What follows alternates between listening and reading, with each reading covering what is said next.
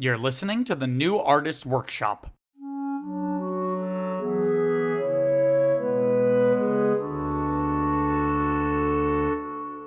Do you idiots know how many bidders I had on a Mazo? Millions shot right to hell!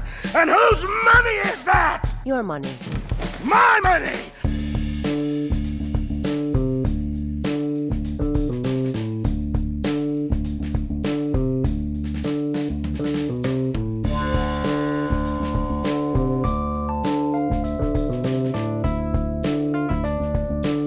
Hello and welcome back to your favorite podcast. Now that's what I call a franchise. I'm Peter Mancuso. And I'm Bibiana Metzger, and this is the show where Peter and I pick a film franchise and go through every single installment. The good, the bad, and the ugly. And to be clear, we're defining a franchise as a series of films with at least 4 entries. So, Bibiana, what are we talking about today? Today we are talking about the 2010 film Batman, Under the Red Hood. And this is your one and only spoiler warning, so if you haven't watched the movie, go do that before listening to this episode. Because the boys under the Red Hood are always hot. All right, and here's the letterboxd blur. Come on, we already made a Little Red Riding Hood joke. Come on, that... Not on air. I think at the end of the last one, we did. Who is we? I said it. Oh, so first it didn't happen, and now you're taking credit for it. Well, I remembered it now. Oh, okay. Anywho. Why don't you read the letterbox? Viviana was practicing before we started recording. Why are you telling them that? Because it's hilarious. How is that hilarious? We've talked about it before. Stop with the silliness. You could put War and Peace in front of me, pick a random page, I could read it flawlessly. I don't need to read it before. With the correct inflections? Yes, of course. War and Peace is, I don't think it's an English book, but I would read an English version. Obviously. When it was inflection, I know how to say words, so I'm not going to be like... Instead of mystery, the inflection of the sentence, meaning, the words, meaning, the stops, the commas. I'm a seasoned public speaker. The breaths. Shut the fuck up. More practice than me, but sure. Shut the fuck up. Okay. There's a mystery afoot in Gotham City. What? I just like that line. Nothing to do with you. You're interrupting me. I'm sorry. Should I leave the room? Maybe. There's a mystery afoot in Gotham City, and Batman must go toe-to-toe with a mysterious vigilante who goes by the name of Red Hood.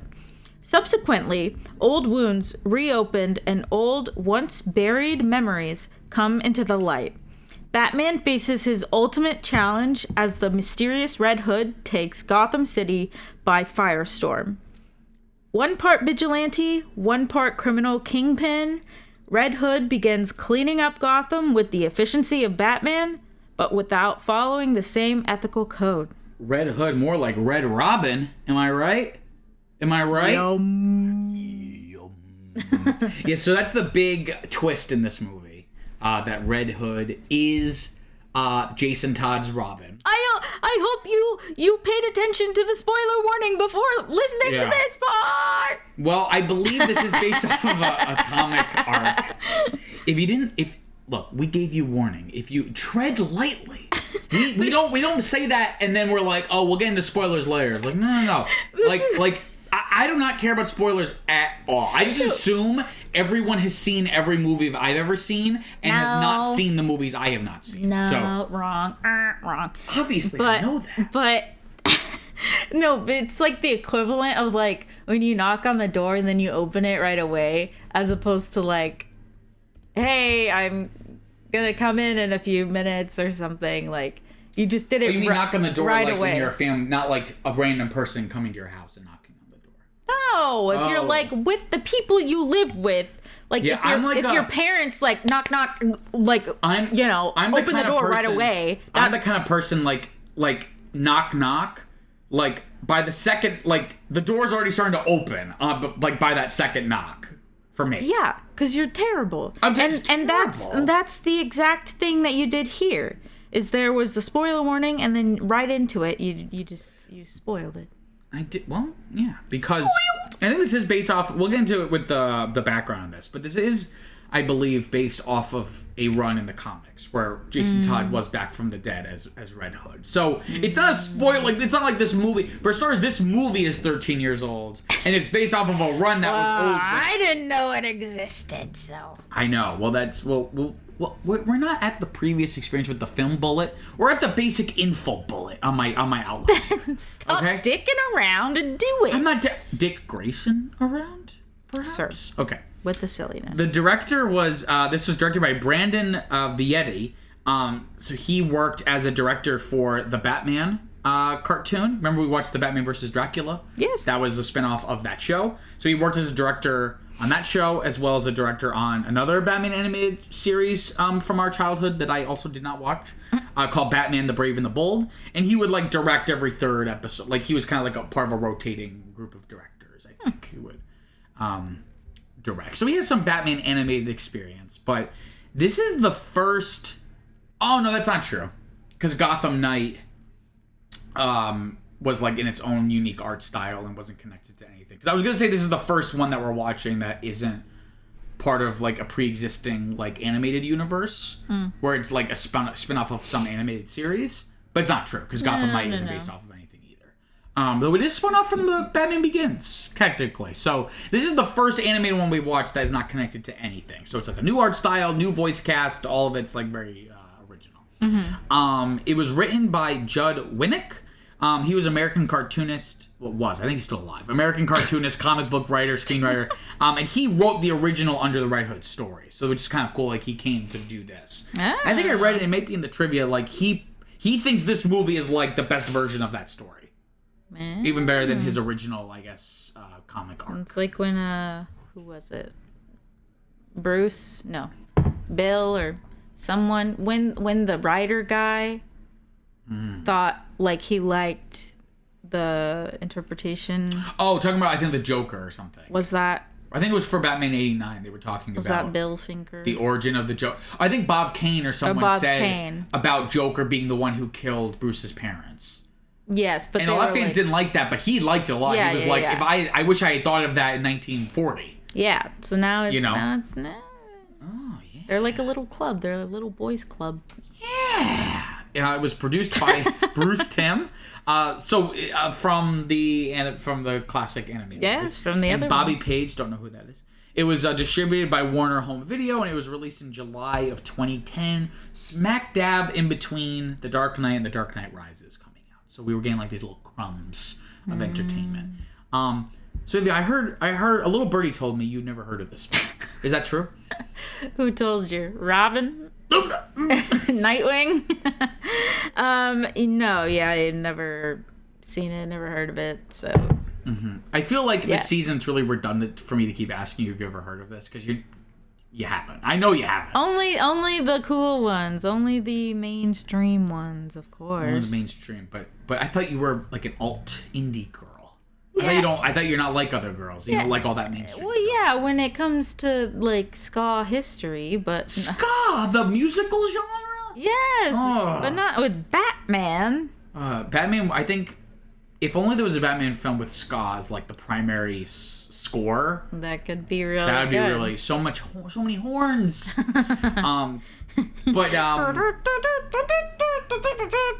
What about you? Oh, little old me. Yes. I had heard of this, but this is my first time watching. I knew about this. One of the things I knew about it was, like, it's one of the better direct-to-video animated movies that DC has made. Because, like, this is, like, one of the first in, like a line of, like, a bunch of these coming out. Like a handful a year. Whether it be Batman or Superman or another DC character or what have you. Sometimes being part of a shared continuity, sometimes not. Like, this one is just kind of like a standalone thing. And I knew that this was not only one of the earlier ones of that kind of, like, slate, but also one of the better ones. And we'll see on Letterboxd, it has, like, a pretty high score. And I think it's a little undeserving, and we'll talk about it. But, so I knew about it from that. And I've always been interested. I just never... Again, didn't know about it when I was a kid. This is something I found out about later. So I was really excited to watch it finally, just to kind of see like what all the hubbub was about. Hubbub. A little underwhelmed, but again, I don't want to. We'll get there. But they should have named it something else, because all I can think of is Hoodwinked. Hoodwinked. I just imagine the Little Red Riding Hood, Hoodwinked is not so much a movie as so much as a piece of cinema. No, as like a cultural generational marker. Like there are certain movies that you will only know exist because you were born at a certain time. Not like, oh, you've only seen it. Like if I asked anyone younger or older than me by maybe 10 years in any direction. Yeah. Do you even know what Hoodwinked is? They'd be like, what? Hoodwinked's one of those movies. And Hoodwinked too. So why don't I give you some background on this, okay? All right, do it. Sometimes people can tell, like if you're hungry or thirsty, like you look like you're craving for information. So I'm gonna give it to you. Let's do a background check. No, sorry, we actually did TSA pre-check, so we can actually just skip this. No. Well, you listening, you could always skip around, but Viviana, you have to listen to what I'm gonna say in real time. You can't skip. You can't press. This isn't the movie Click, another generational thing where you've only seen it. Actually, no. there's a lot of memes from that. What is that one? Wait, is it Interstellar? The one with Interstellar is the Christopher Nolan movie. Yeah, with the boy. With the what's his name? The boy with the what's his name? The Matt McConaughey. Yes, is that the one with Matt McConaughey, or is it the other one? Okay, yeah. That's a very thing. A lot of people have seen that movie. I know. Well, you said Click, and then I was gonna be like, well, maybe I'll do like a little Interstellar thing and like go transcend time and space. Yeah, so I can like skip through. It was kind of two very scientifically accurate movies. Yeah. Click and anyway, let me talk about this movie. Click. Why actually, does the dog love that duck so much? I'm sorry. This is if you're a first time listener and you've stumbled upon this show. This is a bad one. This is a bad one to start with. Because I'm about to give you a tangent, but it's hilarious. What? I'm gonna say like the clickbait headline for this article. Like if this was an article. This episode? No, I'm saying if this story I'm about to tell was an article. Oh, okay. The clickbait title would be "Click is what made me realize the eventuality of death." What? So you know when you're a kid, like you understand people die. Watching Click, because the whole thing is like he accidentally. Have you ever seen Click? Yes. So when I was a kid, I still don't understand death. No, but I'm saying like you understand like people die and like they're not here anymore, and that means you will also die. Right? No, I didn't get that, but yeah. Okay, well, in Click, as you know, one of the things like near the end is like it keeps fast forwarding and he can't control it, so he like basically jumps like to the end of his life and he dies. And I'd seen movies with like I've seen The Lion King, I've seen these movies, but there was just something about the way they did in this movie and like his regret, whatever.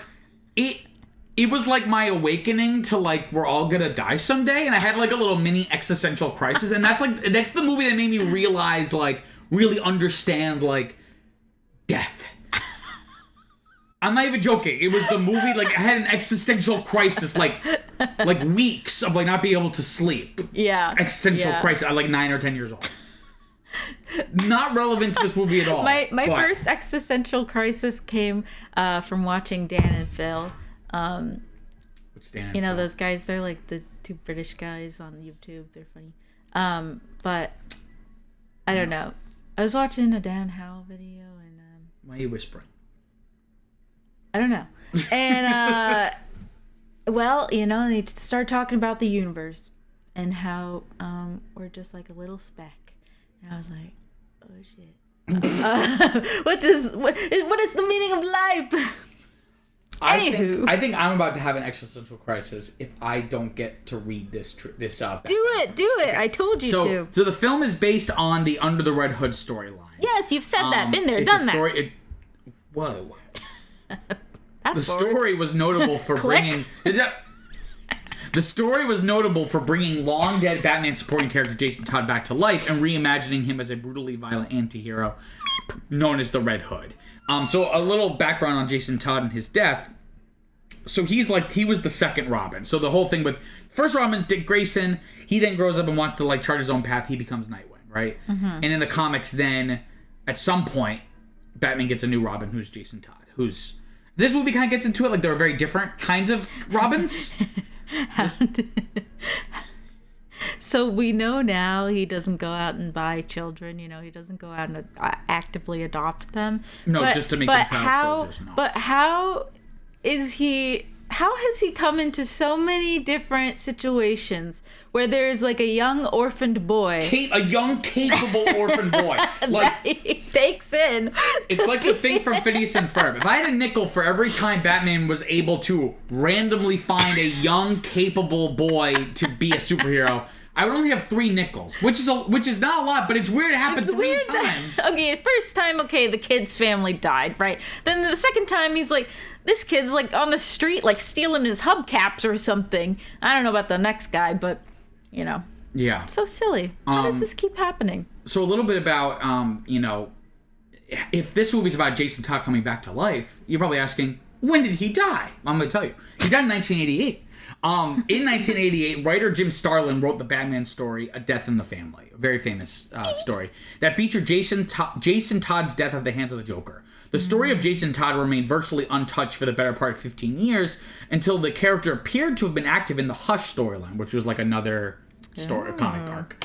Although it was later revealed that Clayface had posed as Jason, the end of Hush raised questions about the whereabouts of Jason's body, as it was not in its grave. I had this in my trivia here, but I may as well say it now because it's not really part of this movie. So, but the story, the idea of A Death in the Family was like the issue of the series leading up to Jason Todd being revealed like to be dead, like where they officially killed him off. I think DC put it was like very, because this is like the late 80s, so there's no internet. They like put it to a vote from the fans. Mm-hmm. And basically it was like, you could call this 1-900 number. And 1-900? 1-900. 1-900? What? And you would vote to either that he would either live or die. Over 10,000 votes were cast, and he will die. And I think you would pick like press 1 or 2. It was over 10,000 votes were cast, and it was only with a 72 vote majority, like over 72 votes more. Yes. The decision was made to kill. Well, no, that makes it sound like there was 72 votes and that was the majority. No. The 72 out of 10,000? No. So he was then decided to be killed. Iced him. They iced him. More accurately, beat him the shit out of him. You come to me on the day of my wedding. You come to me on the day of my daughter's wedding. Are you doing the Zootopia like rat parody of The Godfather? Yeah. Yeah. Okay, so you'll be happy to know, unlike our last episode, I don't have as much background to talk about. 11 pages, everyone, if you were wondering about that. I think people Single space. I don't think people were wondering. I think people were just so grateful for... You know what? I think it might be... it's the 1.15. Okay, so... Yeah, come me some slack. That's still so what did you pretty think? far away. I'm so tired from the last episode. So why don't you take the lead here? What did you think of this movie? I don't really remember a lot from the movie. This is why we should record sooner than later. No, I do. I think it. Or you should take notes. No, I think it just didn't stick very well. It had good bones. Yeah. But it kind of left a little to be... It's not that the story was good, but it left a little bit to be desired. Yeah. Personally. IMO. So I guess as someone who doesn't know, any of this business, right? They do, like you said, well, you actually mentioned it while we were watching it, but, that it does kind of give some quick, exposition to everything. Like if you don't know, yeah. If you don't know A Death in the Family, they basically do a version of it in the last... Probably the very last bit of it where he dies, they do at the beginning of this movie. Well, but I'm saying, the explanation of Nightwing, he just shows up and then the goon is the goons are like, that's who is Nightwing. that? It was the former Robin. Yeah. So, I think it brings in people who are not necessarily, the comic book fans.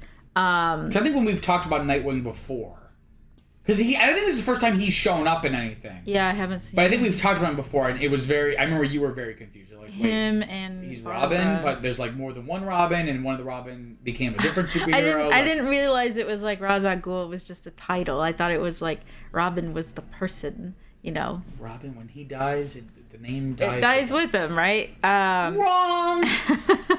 No, I didn't know there was the cycle You could of say little Jason boys. Todd was Robin, the name. From Dick Grayson. I didn't realize there was this cycle of little boys that just Also, I'm kept sorry. coming into his life. Batman, Bruce Wayne is a gajillionaire. Sure. Is he literally? Is this literally just a version of like you get your older siblings' hand-me-downs? Like you're too cheap to create a new identity for Jason Todd. Oh, it's like here's all Dick's old shit. Here you go. You can be the new Robin. No, because then people would be confused. Like, where's the Robin, and why does he? You know, He could be Sparrow. why is he the sparrow or the skunk the eagle, or whatever? The skunk. I don't know. You know, whatever animal thing. I decided that if Viviana was a Batman villain, her name would be the Twizzler because she loves Twizzlers. And I would use it as a rope. And But then but then people would get me, they would foil me because they'd be tied up in rope, right? In my Twizzler rope. But they would just eat their way through like a mouse. I don't think people like Twizzlers enough to eat that much Twizzler. If Batman needed to get out, he would eat some Twizzler. Well, we already know Batman does not eat out. Okay. We know that. Canonically. Okay. Anywho, so it does some of that, and actually liked Red Hood a little bit. Like the character? Like the character, yeah, before finding out all that business about him. I don't know if it's from the comics that there's been like a bunch of Red Hoods and he's like a new version of him, including the Joker? Yes. Is that new to this, or was that part of the... I don't know. That's something I don't know about. They say that the Joker was at one point Red Hood, and then there was presumably some other guy who he fell into like the lava looking stuff. But that was the Joker. That's the whole point, is they talk about... No. That's the whole point, is that they're... What? No, he didn't have makeup under. Because he wasn't the Joker yet. He was the red... That's the flashback when he's like... Why would he change? What? Yeah. The flashback. It's like he's just like a petty criminal, and he's like, "Oh look, I'm not bad. See," and then he trips, and that's like he falls into the chemicals, and that makes him the Joker. Oh. Yeah, that's like the whole point. Remember, he was like, the Joker even mentioned like, "Yeah, I was the Red Hood once." Like, blah blah blah blah. No, I know. I thought that was just like random. No, that was Joker. No, I thought when he brought that up, I thought he was saying like, oh, like bad memories here, right? Because like it was someone who died, like, you know, not at the hand, but kind of at the hand of Bruce, right? And like he wasn't. No, it was him. You know, but it was him. Yes. Oh. You completely missed that was very explicit. Are you sure? I'm 100% sure. Yes. You're not just putting those together? I'm not just putting those two together. I think that's explicit. I don't think it's insinuated. I think it's very explicit obvious. to me. Anywho, so they do that. Not what's his name? I don't want to say it wrong because then it'll be bad. Black Mask? Yeah. Right? Yeah. Okay. What were you gonna say? Black Face. The Black Mask Man. I was really confused about him because like he was just like a person, right? But then his head was like the only thing that was like transformed into like this strange. He was like the Red Skull from Captain America. Yeah, I don't know. But he was also in it, and he was also in it. He kind of like he was kind of like silly. It was like I don't know. I guess it just like kind of got in the way of their own situation, relationship, and whatnot. There was kind of like a distraction from the main. It kind of like took time away from. Yeah, because like I don't know. He was every time we saw him, he was like, "Ugh, he stole my stuff. He blew up my stuff. Go kill him." Yeah. And it's like, "Oh, he got away again. Go kill him." He was like, "Yeah, he what?" He's on the phone. What? Yeah, it's... So, I think because the movie's so short, I don't know. that it kind of, like, took too much away. Like, I thought he would have a bigger role. Being, like, a bad guy, right? But then they also have Red Hood and Joker. It's, like, a whole thing. Well, you know what would have been interesting? This obviously wouldn't have happened because of the way, like, they already made those other movies. But, like, as we've talked about on the show before, and if you know me, I'm always complaining at how, like, if there's something animated, people will be like, oh, like, they should make a live-action version. As if that, like, validates it somehow. Yes. As if animation's not, like, its own value. It doesn't need to be made into live action to be Some things don't work as live action. But that being said... or stage plays. Sorry. People turn shit into musicals, too, all the time. That is true. I would have loved to see, like, if you're going to do Black Mask and, like, the fact that Red Hood, like, the whole angle is that he's, like, a crime lord and he's trying to, like...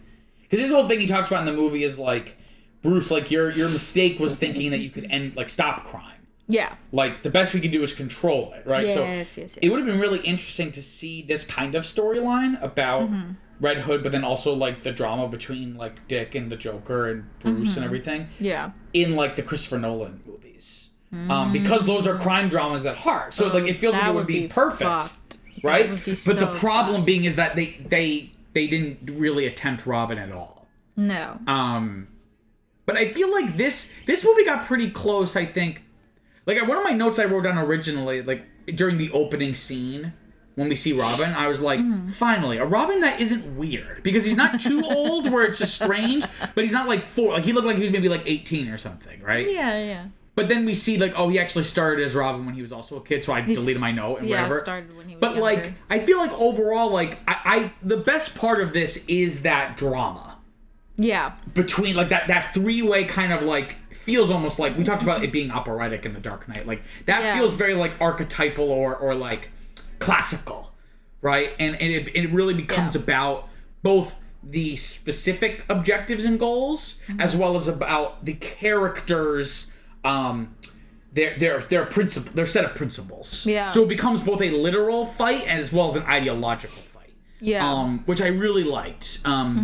It just wasn't enough. Like, the best scene is probably that scene where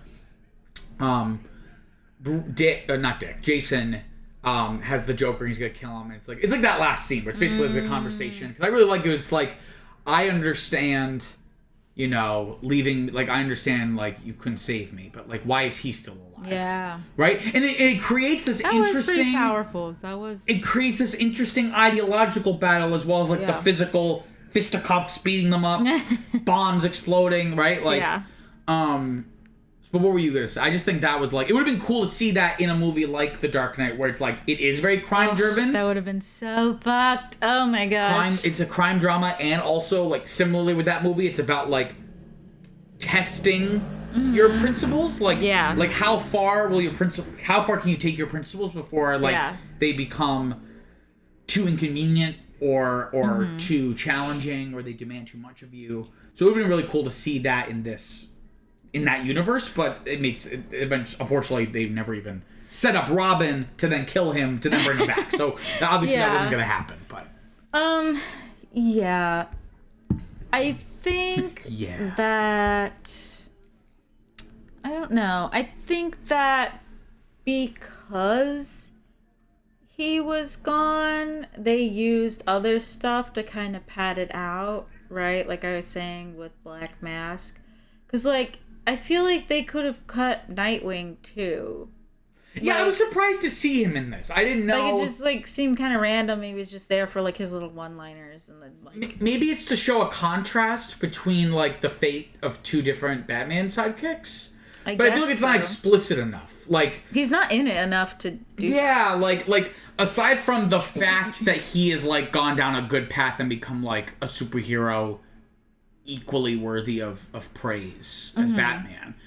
But I feel like other than just, like, that fact, the movie itself, like, you could have just, like, said that and talked about, like, oh, Dick's doing great work in whatever city now. Like, you know, like you could have drawn it that way at that point. Like, if you're going to bring him into the narrative, Like, why. it just seemed a little random. And this might also be critiquing. I think this is the first one that we're watching that is like directly adapting a storyline from the comics. I think. Okay. Because all of the ones have pulled from, used as inspiration. Like, it's always been, like, kind of tangential. This is the first one that I think is a more... I'm sure things were cut to make it only, like, 75 minutes. But this is a more straightforward, like, literally, like, the broad strokes of the story, I think, are here. Which is... So that's a first for us, I believe. Yeah. So maybe a lot of these critiques are maybe geared more towards the original. By that point, I'm sure you had to change stuff, so... If that was from the original, I mean, why not change But it? even if it is part of the original, I feel like because it is a comic book series, there's the ability to flush it out more. Whereas, like, in such a short, like, time span, they're not really able to do that, especially adding in, like, the extra stuff, right? So that's a good point. I think that would be a good or an interesting like angle to take it from. Whether it's keeping this one with Jason dying and then like Dick being fine, and kind of like showing that duality, and then like maybe having them fight, and then like Bruce kind of wrestling with himself of like, what did I do wrong this time or whatever. Or if he vice versa that, and Dick is the one who comes back and is a bad guy, like, you know, then maybe there's like some kind of jealousy or something towards Jason for like, you know, not, I don't know, dying and like being a good guy or whatever.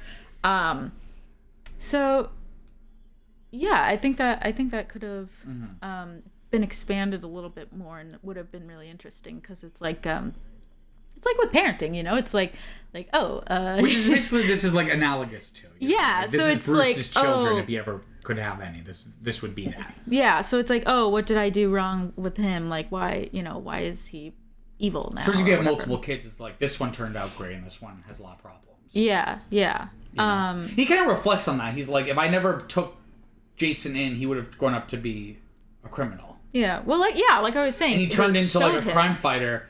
And then he died, and like things really went south. So I think it's an interesting question of like, did Batman really make Jason's life better? Because it's all like consequentialism, right? Like That's this true, philosophical idea of like, you know, the reason why you can't, like, the ends justify the means is flawed is because you can't guarantee the ends. Yeah. Like, you know, like if you do this bad thing in hopes that this other good thing will happen, there's a chance, however small, or it could be wide, that thing will end up happening. So now you've just done the bad thing.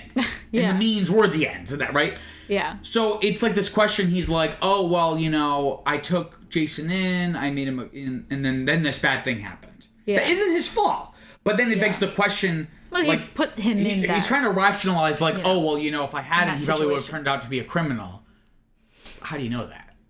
Like, did you ruin Jason's life, basically? Like, well, I mean, I think he already was. He was like... people could turn their lives... Something else, some other parental figure could have come into his life that didn't put him into a crime-fighting situation, you know? That's true. I don't know. But he could have also been part of, like Falcone or, like, Marone's, or whatever. I think I'm reading into it too much. But, I'm just saying that... No, I think that if you're would be consequentialist good. about it, it's like... You're saying that, but you can't guarantee that it would have worked out one way or another. All that you know is how it did. No, yeah. You know, that's all you can know. And that's what I think that... I'm very philosophical. We started talking about Click. Now I'm in a very existential, philosophical mood now. Well, I think that would have... Sorry. Are you okay? Yeah, I took some water. Wrong pipe. Oh my god. I'm so sorry. Continue. Maybe you should cut that. No, that's hilarious. Okay, continue. How is that hilarious? Oh, okay. I'm so sorry, ladies and gentlemen. Oh, okay. I'm sorry. Are you okay? Okay. But yeah, I was drinking water and then it went down the wrong pipe. But I had a bunch of water still in my mouth. I didn't drink it all. So I spit it back into my cup. At least I didn't spit it. Ow! I spit it back in my cup. No, don't you dare do that on our technology. Anyway, I'm sorry. What were you saying?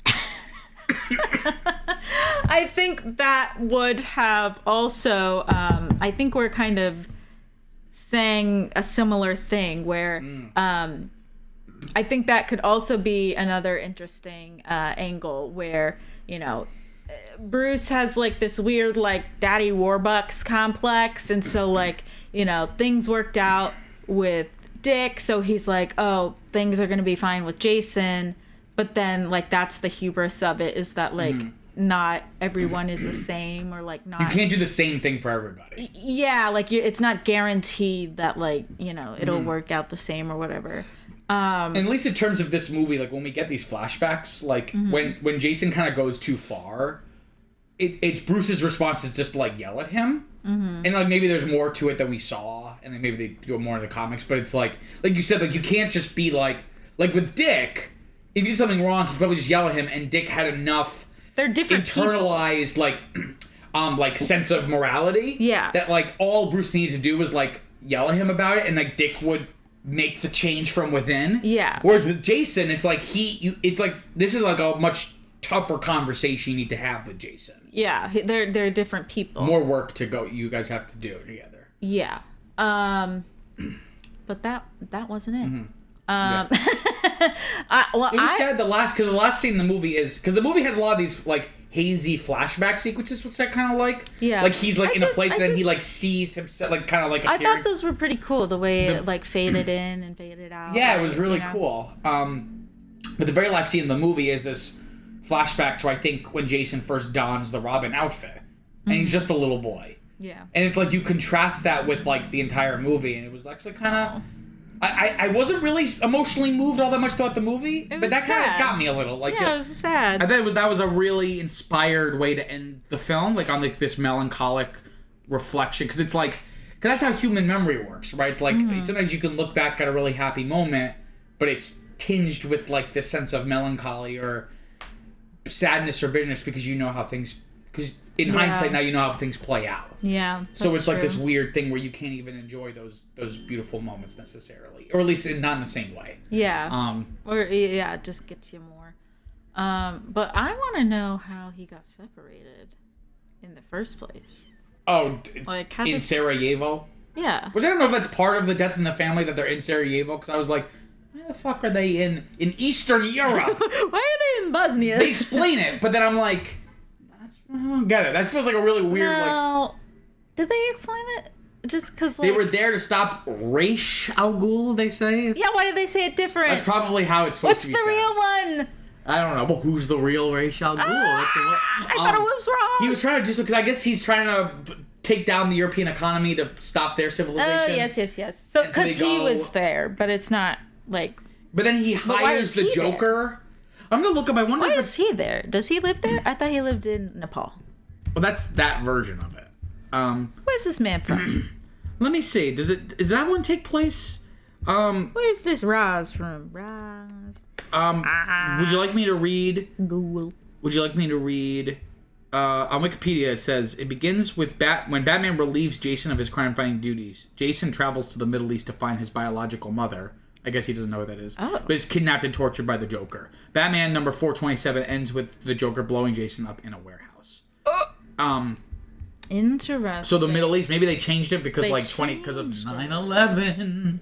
But interesting. Okay. Is he supposed to be Middle Eastern? Maybe. Jason Todd? Maybe she just lives there. I don't know.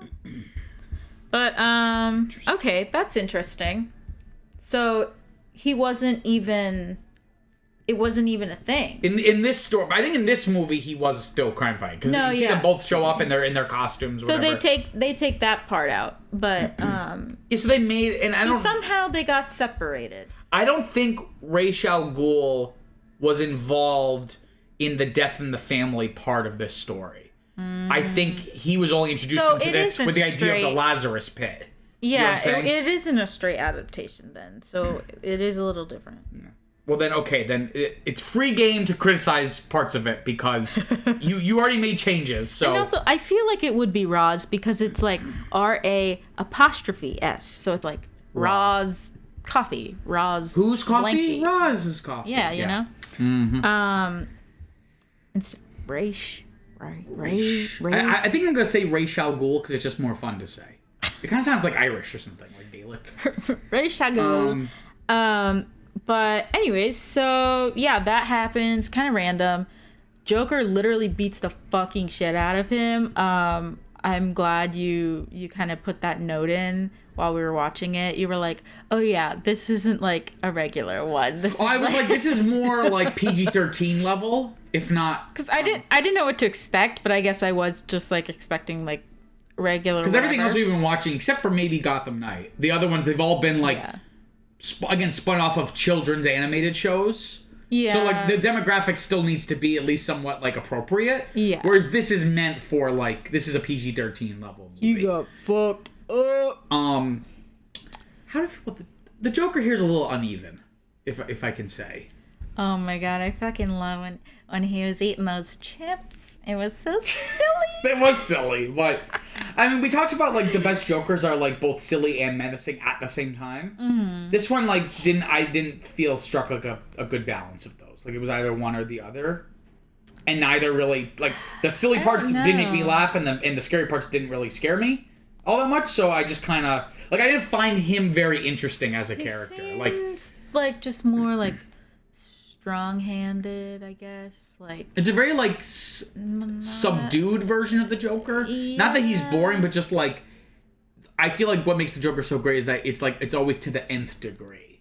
Mm-hmm. Whereas this one kind of felt like a I don't know. I don't have the words for it necessarily, but it's just like I don't know. Even like the Mark Hamill one, like obviously it's not as like richly textured as the Heath Ledger one, but like that one I still find a very interesting version of the Joker, and not just because of the voice performance. Like I think, like especially in Mask of the Phantasm, like the way they construct his kind of like his backstory, and like we get like a sense of like his menacingness. And this one was just a little more uninteresting. Like, it wasn't very interesting to me. This version of the Joker. I think he was like less menacing and more just like mad or rough or brutal. Like like brutal. Like, because the first time we see him is they start the movie with the death in the family. Like that's the opening to the movie. Beating the shit out of him, which usually, there's like a little fight or whatever. Like, okay, we've seen that, right? But he's like, it's like what, like a 3-minute scene of him just like wailing on him, right? Or maybe it just seems like a long scene, but it feels drawn out, right?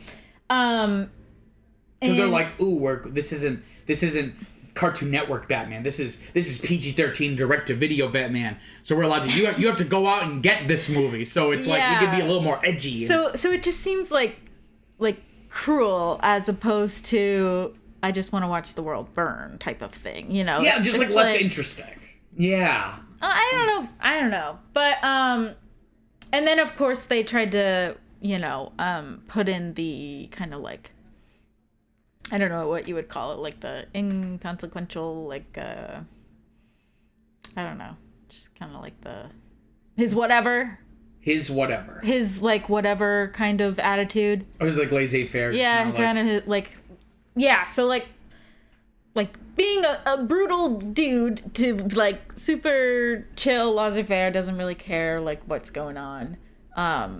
So I think it was kind of a weird unbalanced type of situation. Just because he is very different, I think, from what we've seen so far. Yeah. And at least like what we would expect of him, right? Yeah. What else? Well, I have some things here, kind of like to tie into that like the script again. I don't really blame. Like, I don't think the Joker is, like, the one, like, he's, like, a one sore spot in, like, a terrific script. I think the script can kind of fall flat at times. Like, sometimes it's a little too thin. Sometimes it feels very comic booky. Like, in terms of, like, quipping or even just, like, really weird, like, it maybe works when you're reading it in your head, but then if you hear someone say it out loud, like, that sounds really dumb. Or like someone's exposition or something, like it might work better on the page in your head, Yeah. But in a similar way, it's like comics in terms of the art style. Like I really liked it was a little plain, but I liked some of the detail of the characters. Particularly Batman. I liked sometimes his face. Seemed very detailed. Well, we do get a lot of close-ups, because this is a very brooding version. But not a very Brucing. We don't really get much of Bruce Wayne in this all that much. Do we even at all? No. I don't think so. No, not at all. No, this is really about him feeling bad. Kind of feeling sorry for himself, but also feeling bad for Jason. And, just kind of reflecting on that, I think, most of the time. Yeah, he's just like, oh. I don't really understand the whole situation with Roz and like Lazarus. Like why does he come out like a spring chicken, like a chicken with its head cut off? Like, is he brought back and still in the mindset of getting the shit kicked out of him and like having to escape? Oh, Jason? Yeah, or like is he just like off the rails bonkers now, like with the Joker type of thing? I think more the former. Okay. Like it's like the stress level is just like, and also like, what would it psychologically be like for someone to actually come back from the dead? I don't think it would be like they just wake up and they're like, I'm alive? Like I feel like that would be something like psychologically or physically traumatic. No, I know. It just seems it just seemed a little strange to me how like super kind of riled up. He was very riled. He was like how riled up he seems was. To mellow like out later. Yeah, but then then becomes very like coherent and like comprehensive later with like a whole like plan and whatnot. But like, does the Godfather thing where he's like, I don't want it near schools, I don't want it going near children. Well, that was kind. Yeah, I was like, so again, it's kind of interesting because he's like, he's not as bad as them. Like he has some kind of moral code, but he's not afraid warped. to kill. Yeah. It seems like he doesn't have an interest in crime. His interest in running crime is so that he's running it. Because he's like, it's for power, yeah. But not even power, but just like I'm a quote unquote like benign, like a benevolent dictator. Yeah. Like it's okay if someone's doing this as long as it's someone like me. Like, cause I can keep it in check. Yeah. And they even say that where it's like trafficking's up, but crime is down. Right. So it's like, more drugs are being sold, but there's less like muggings or this or that or whatever. Like, so again, it raises questions like, oh, maybe this is They're better. all just sitting around getting high. Yeah, they're all just sitting around getting high. Drugs were legalized. Everyone was sitting around getting high. What would be the point of doing all that stuff? But yeah, I mean, I'm trying to see what other notes I have here. Yeah, like the voice performances are kind of a mixed bag. Like sometimes like they're not, and these are like good actors too. So Bruce Greenwood voices Batman. Neil Patrick Harris voices Nightwing. So random. So these are like good actors, but I just found, I don't know if it was the material or their direction. Also by Andrea Romano, who's been like the voice director for like all of these. But I don't know, just it was a mixed bag. It didn't always, it depended on the scene.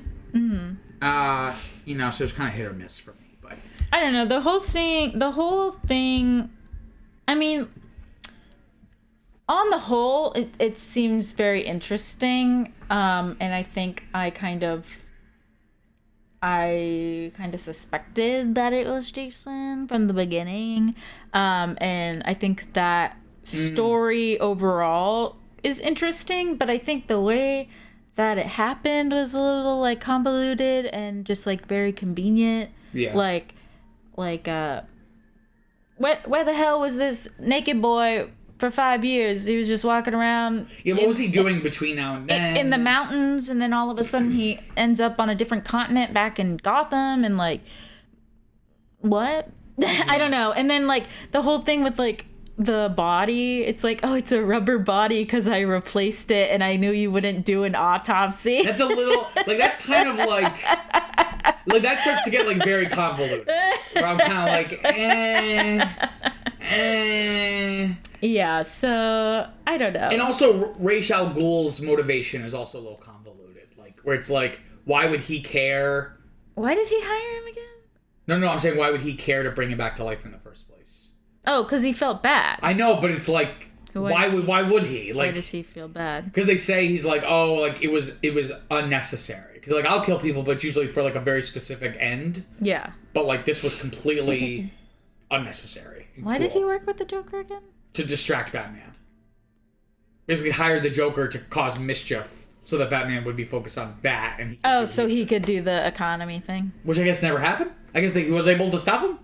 Because the economy in Europe did not collapse, presumably. I mean, they don't talk about it, but you would think the economy in the United States would have also collapsed. Maybe he started in Greece and then just couldn't pick up. Which actually was around this time, actually.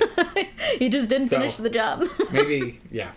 So I don't know. So it is a little convenient or convoluted and kind of like writerly, and it kind of makes me like you got me now thinking about this and not thinking about like the rich kind of like drama here.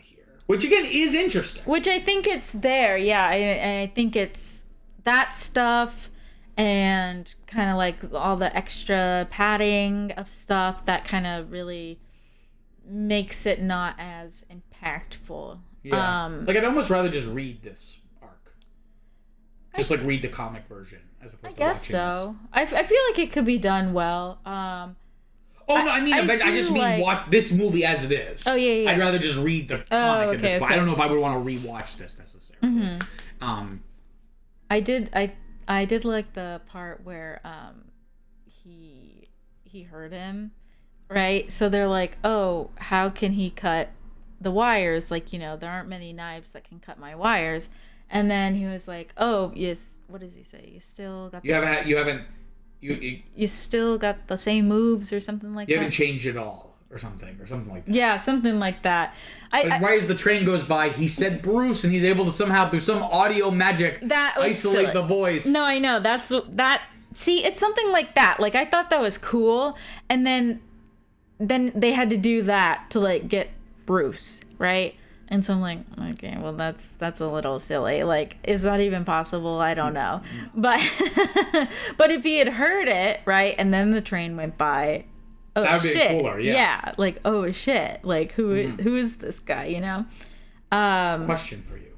Yeah. So as we talked about when we talked about Batman Beyond Return of the Joker, which you gave a 7 on our show, but then gave an 8 on Letterboxd, so I'm very confused.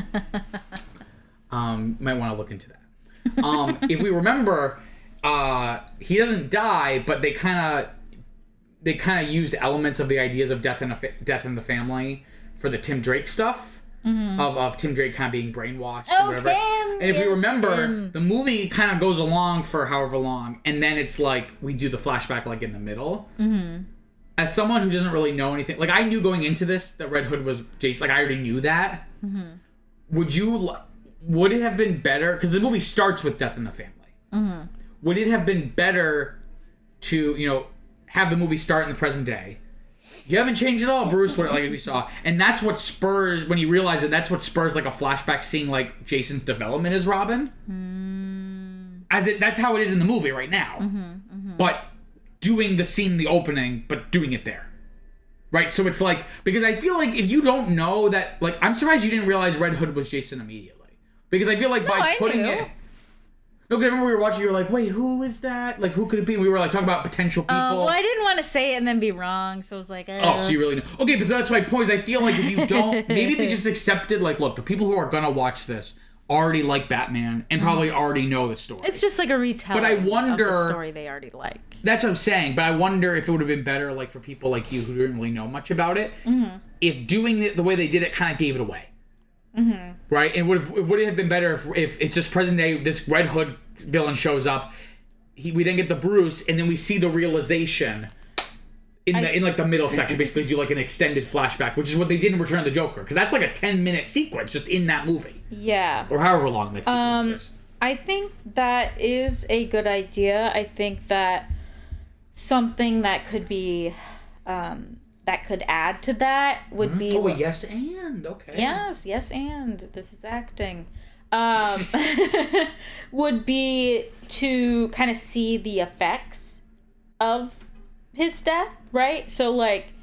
On Batman and Bruce? Yeah, so, I don't know. He does whatever little rituals or, like... See a scene with him. We get one scene where it's like Alfred's like, it might be time to do something or whatever, and Bruce is like, no. But that's like one scene. I can see what you're saying. Yeah, just something like that, or like, you know, keeping a place setting for him at the table, or I don't know, whatever, something, you know? And just kind of like showing how regretful he is. Then we get introduced to this character, right? Just a regular bad guy, doing it, whatever. Doing it, bad guy doing it, whatever. Bruce, he says Bruce, and we're like, what the fuck? And then he starts to put it together, and then that's when those memories and those like little traditions and whatnot like start to sour. It's like, you know, oh, I don't know, whatever. Like I have this picture of Jason, you know, next to my little Batman computer, you know, and I look at it every day and say, you know, have a good day, son, or whatever. And then like, that's really sad. I don't know, but then you know, then it's like oh, then there's a picture of Jason right there. Then it's like you know, honey, if we have a kid who tragically dies, oh, I hope that. Are we gonna be the kind of parents who like leave their room as it is for like 30 years, or like do a clean, just get rid of everything? How can you ask me that right now? I thought we're getting to the big questions on this show. But you don't know how you'll react. It's true. You know that Shia LaBeouf movie that you were watching? I bet he didn't know. The Shia LaBeouf movie. Yeah, where they lose the baby. Where she has the baby and then it dies after like 20 minutes or something. Shia LaBeouf, he's a scruffy man working in the docks and like, I don't know. Is this a movie you watched? I think you watched this movie. I wasn't watching it. Did you not watch it with me? No, I did not. Oh. I think I know. I remember this movie. Is it like him and like his wife? Yes. Yeah, and she's blonde. I think so. No, I've not seen it. Oh. I remember you watching it. Oh, anyways, so they You're telling me about a movie. You're like, remember that movie you were watching by yourself? I was like, I've never seen that. I thought, well, because it's rare that I would watch something like that without you nowadays. Like beforehand, I would, but like now that you know we're together, we would just watch it together. But, anyways, we are one. We're like those kids on Codename Kids Next Door. Codename Kids Next Door. But you know he was like that, right? Wanted to keep things, and she was not. She wanted to, you know, like put it away, whatever. You know. So you as if it never happened. You never know, like how you're gonna react. So yeah, let's not figure that out right now. Let's not think about it. Yeah. Let's hope they don't die first. The only other note I have here is about, again, and they delved into it a lot in The Dark Knight, but like this no killing rule thing, right? And yes, and the Red Hood, he's got no problem with that. Right, and it's like, again, that last scene in like that, I guess like condemned building, I guess, like just like this apartment, yes, right? Yes. What did you say, Crime Alley? Crime Alley. That's where they met up, yeah. I think that's usually the place where they put Bruce's parents getting killed. Why the hell were they in Crime Alley? Maybe it was named that after. But it's like something being named Mount Doom. I was like, why would I want to go there? Yeah, it's like, what? Why are these rich people going to take their son? No, I don't. Maybe I'm wrong. Crime Alley. Maybe I'm wrong, but I like this idea, and it's very interesting to me philosophically. Is this idea where I keep on saying Jason Todd is like, you know, like you're too weak, like you won't do the hard thing. Yeah. And he's like, I don't not kill the Joker because it's too hard. I do it because it would be too easy. Yeah. Like it's like, you know what I mean? Like it's like it's hard to have my moral code. Mm-hmm. You're acting like I do it out of like laziness. Like no, it's hard not to judge. Don't you think I want to do it every minute of every day? And they also kind of allude to that when like we don't see it, but showing mercy is difficult. Yeah, like when like we saw Dead Man Walking, which we watched recently. Because they show it when they think that maybe Red Hood is the Joker again, they go to his like they go visit him at Arkham. Oh yes. And he's interrogating him, and Joker starts talking about the night with Jason Todd or whatever, blah blah blah. And Batman like slams him. It's like really physical. Yeah. He's like, "What? Are you finally gonna do it? Or are you just gonna put me in a body cast for 6 months again?" 6 months. Right. So it's like implies like he'll again, do it to like the very brink. And like obviously people get hurt, but like in the other animated stuff we've watched, like, it hurts, but they're kind of, like, indestructible.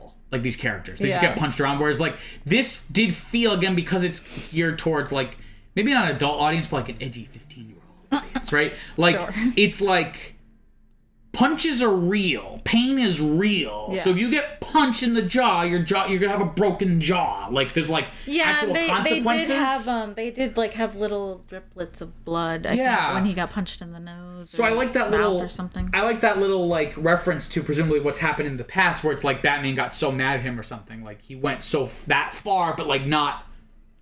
Which again almost calls into question. We talked about this before, where it's like so counterintuitive at that point. Just like at this point, the moral code almost seems like a floor, not it feels like a ceiling, not a floor. Where it's like where it's like you'll do everything except that. But does that make it okay? Put someone in a body cast for 6 months, a full body cast for 6 months, like okay, you obviously have been taking out your emotions on them, right? So it's like. You're not that far away, like you might as well just do a mercy kill. Poor Joker, he's gotta recover. But overall, I liked this. Spoiler alert, I think it's good, but I'm a little underwhelmed, if only just because I heard from people being like, this is like one of the better ones, like it's really great.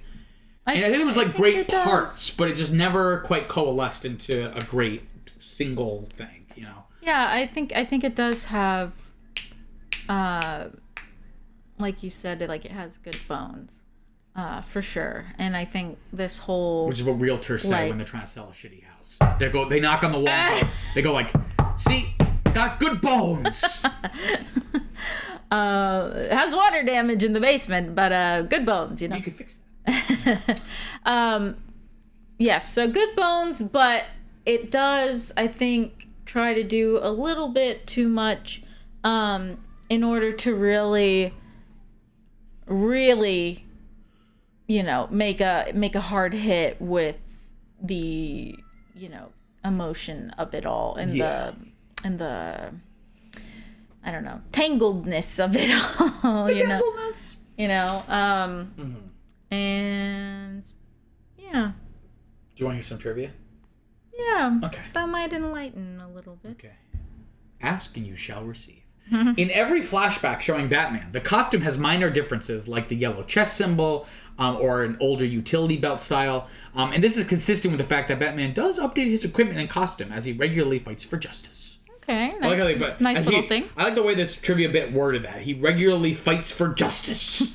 Although Batgirl slash Barbara Gordon is not in this film, she is referenced when Jason Todd mentions to Batman about friends the Joker is crippled. If you remember, like I said, when in the storyline, The Killing Joke, that's when he shoots her through the gut, basically, and then she becomes the paralyzed woman in the chair, Joker. Oh, Joker shoots her. Yeah. And we're gonna watch an adaptation of that story too. And then she becomes Oracle, and she's talking to Batman, being like the man in the chair. Yeah, yeah. Right? So they do reference that, which I did notice when we were watching it, but I didn't get that. I was trying to figure that out because it seemed very specific, but I didn't catch that. Yeah. But yes, I do remember that.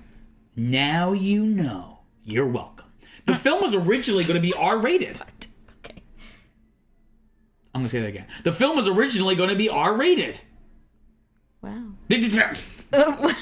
But because we talked about it being violent and older, right? Yes. But due to the low sales of the previous DC animated movie release, Wonder Woman, I guess there was another animated DC movie before this, as well as the Watchmen movie underperforming at the box office with its own R rating at the time, many Warner Brothers studio heads ordered that Bruce Timm and his animation department complete several edits. Ordered him. I order you! They ordered Bruce Timm and his department to complete several edits to make this movie PG-13 and more accessible to children. I don't feel like it's accessible to children, though. Some action scenes were shortened. Most gory scenes were removed entirely. For example, the severed heads of the mafia leaders was originally going to be shown instead of only being implied. And a lot of excessive blood effects were scrubbed away, most notably during Robin's death and post-death scenes.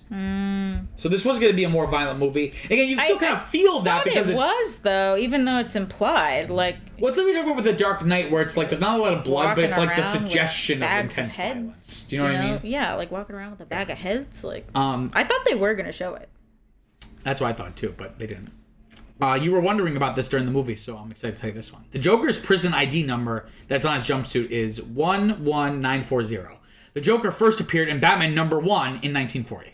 That's 1 and then 1940. So I knew it was for something. They always do something with the numbers. it's always a little... It's always like little nod the or something. studio number or The big one in animation is A113. Yes. Because that was like a specific classroom at Cal Arts. Yeah. Where like every animator from the past like 30, 40 years went to. So it's like they all had this one intro class in this classroom. So they all like throw in A113. Like yeah. That and the stuff in The Shining and everything, you know. Well, that's, yeah.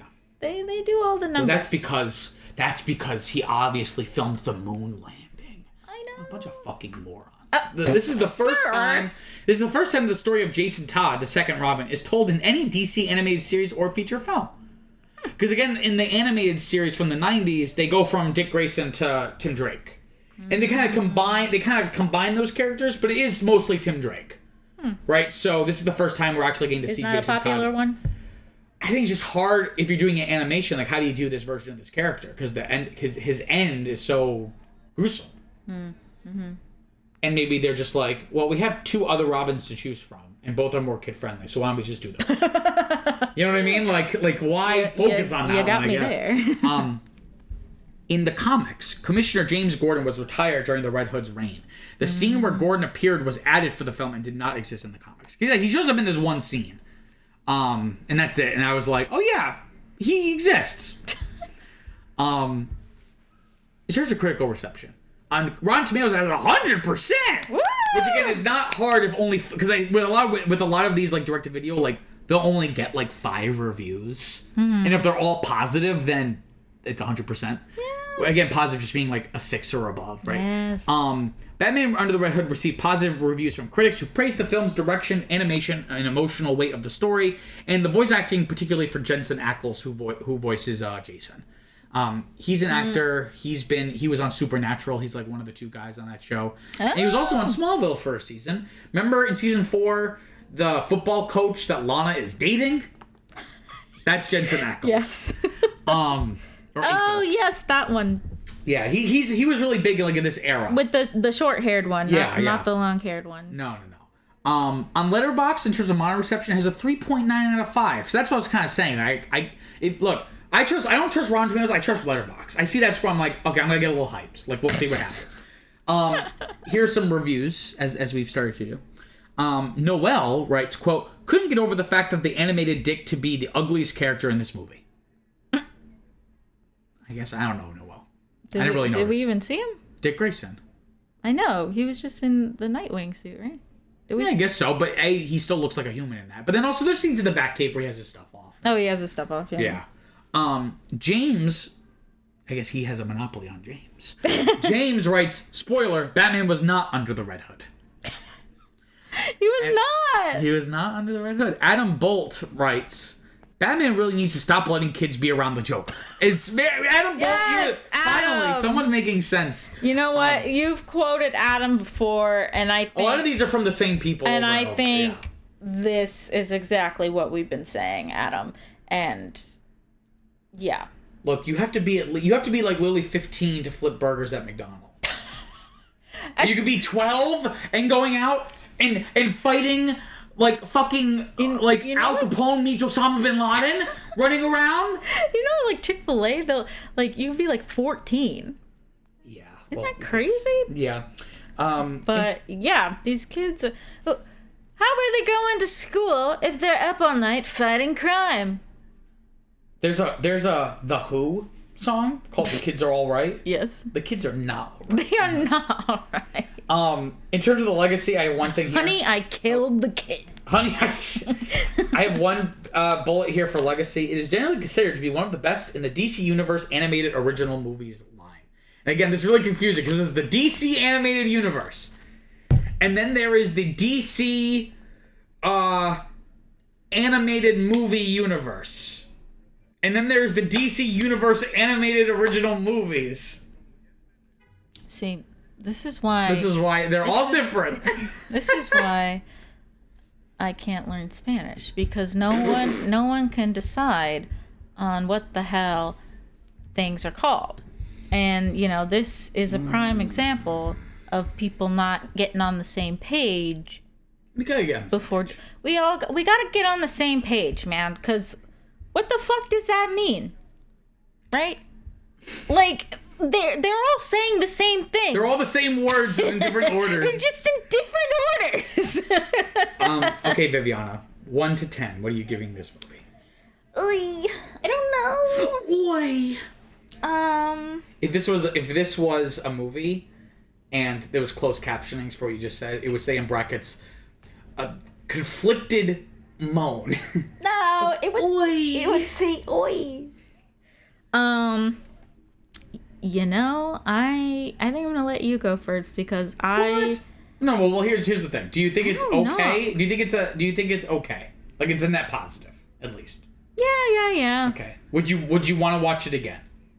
Not right now, but just like at some point in the future. Or you're kind of like, yeah, like I don't really need to rewatch that again. But if someone was like, I really want to watch this, you wouldn't mind watching it. I would watch it again, yeah. Would you, not just because I put it on, but like you were like, you know what, I want to watch that movie. Well, if it's not Shark Tales, then I don't do that. So, yeah, but because for me, like a 6 is okay. If I never watch it again, I'll be okay. I will be okay. Mm-hmm. But if you were like, I really want to watch it, like I'm not gonna not watch it. Whereas a 7 is something like, oh, that's good. I would say if you're interested in Batman, you should watch it. Like you would like it. Mm-hmm. So how do you feel? I think I'm going to put it under my Batman 89, which is above Catwoman. So you have Batman 89 at a 7, and then Catwoman's at a 6. So it's like in the middle. I don't know. I want to say like a 7, but then like I feel like a 6. What feels right? Forget what you want to say. Sometimes I want to like a movie more than I actually do. Because I think I have to remind myself, like, I think it has good stuff, and I think the movie doesn't have feelings, so it's okay. I think it could be really good. You know what? I'll give it the highest 6 possible. The highest, a 6.9, essentially. Yeah, I think I'll go with that, just because it's not bad, and it's just not I don't know. That's what I'm gonna do. What about you? I think I'm gonna give it. Oh wait, no, we skipped favorite part. I'm sorry. So let's hold off on my. So do you have a favorite part that you want to mention? Yes, I think my favorite part would be, just for silly purposes, would be the Joker eating chips. But then, actually, before all that happened, I did like the flashbacks. Because they were like in the space and it like faded into it. It wasn't just like he was remembering it, like he was seeing himself. Yeah. That stuff was, I wrote that down. That was one of the better transitions parts. The transition into that was interesting. Made it feel a little more unique and not just like another animated Batman movie. I don't know, just something new. Well, and it seemed... Not new to the history of cinema, but just new for this. Well, and it seemed a little bit more natural, where it's like, something triggered that memory. It's not just for, non-diegetic, like, storytelling purposes. Yeah. So yeah, I would say those 2 parts. Great, yeah.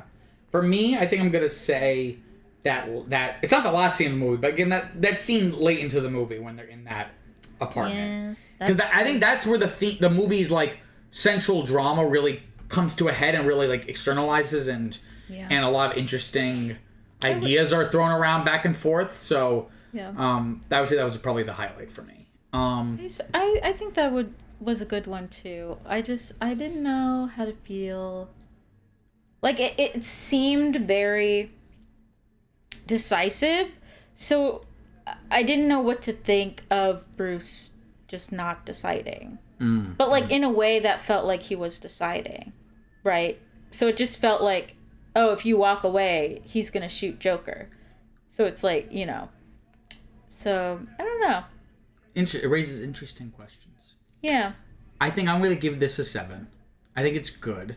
And I think what helps it is that it sucks that it's so short because you're not able to get into stuff as much. Mm-hmm. But if it's gonna be this level of quality, I'm glad it's only like 75 minutes. Mm-hmm. Right? If it was long, if it was like this kind of, if we felt the same way about this, but it was like 90 minutes, 100 minutes, I might be more inclined to say 6. Yeah. But I feel like it was like a pretty quick watch. Like it didn't feel very long, all things considered, and I think I was fairly entertained throughout. So I think I feel pretty comfortable giving it a 7 in terms of me.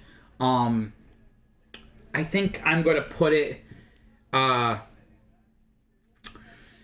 think I'm gonna put it.